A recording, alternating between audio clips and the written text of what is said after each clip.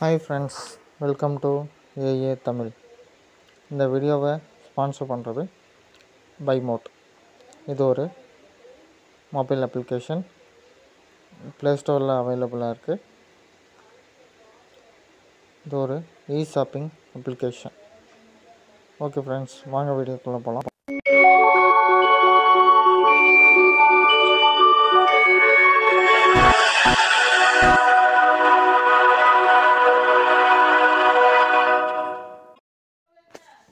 Hi friends, நாம் இந்த வீடியோவில் என்ன பார்க்க போகிறோன்னா, ஆந்தையும் பேராசை அணிலும் அப்படிங்கிற ஒரு ஸ்டோரி பற்றி தான் இப்போ பார்க்க போகிறோம்.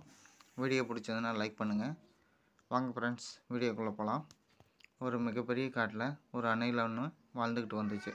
அந்த அணிலுக்கு ஒரு புதையல் பெட்டி கிடைச்சிது. ஆர்வமான அந்த அணில் அந்த பெட்டியை திறந்து பார்த்துச்சு. அந்த பெட்டிக்குள்ளே நிறைய நகைகளும் ஒரு ஓலையும் இருந்துச்சு. அந்த ஓலையில் என்ன எழுதியிருக்குன்னு படித்து பார்த்துச்சு அணில். அதில் இந்த பெட்டியில் இருக்க எல்லாத்தையும் எடுத்துக்கலாம், ஆனால் சபிக்கப்பட்டு சிகப்புக்கள் பதிச்ச மணியை மட்டும் யாரும் தொடாதீங்கன்னு அந்த ஓலையில் எழுதியிருந்துச்சு.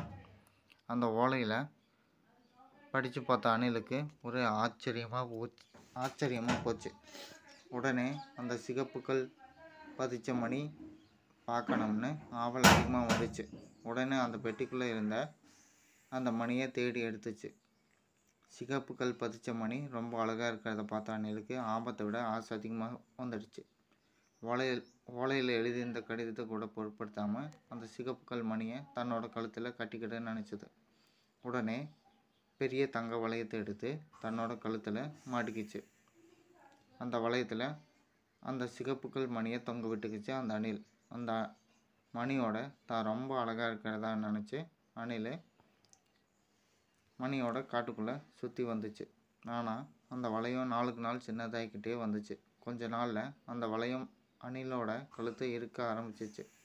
இப்போ தான் அந்த ஓலையில் எழுதியிருந்த எச்சரிக்கை அந்த அணிலுக்கு ஞாபகம் வந்துச்சு. அடடா, பேராசியால் மிகப்பெரிய தப்பு செஞ்சிட்டேன்னு அந்த அணிலுக்கு அப்போ தான் புரிஞ்சுது. உடனே பக்கத்தில் வாழ்ந்துட்டு வந்த புத்திசாலியான ஆந்த நண்பர்கிட்ட போய் நடந்ததெல்லாம் சொல்லிச்சு. ஆந்தையாரே, என்னை காப்பாற்றுங்க.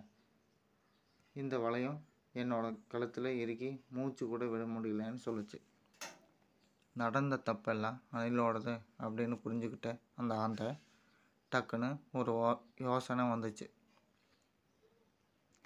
இந்த மணி மட்டும்தான் சபிக்கப்பட்டு இருக்கு. அதனால தான் அந்த மணி தன்னோட கட்டியிருக்கிற வளையத்தை நாளுக்கு நாள் சின்னதாகிக்கிட்டே இருக்கு.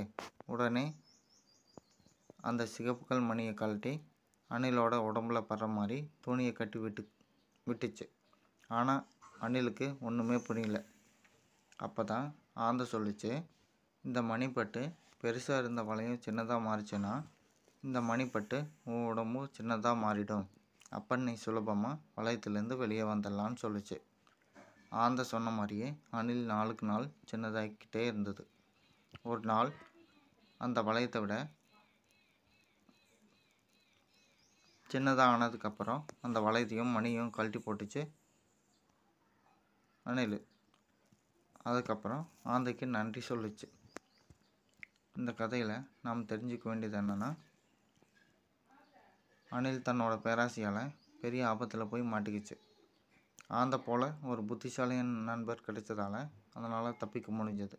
இதே ஒரு தவறான நண்பராக இருந்தால் அதோட நிலைமை என்ன ஆகிருக்கும் அப்படிங்கிறத பற்றி இந்த வீடியோவில் கொடுத்துருக்கோம்.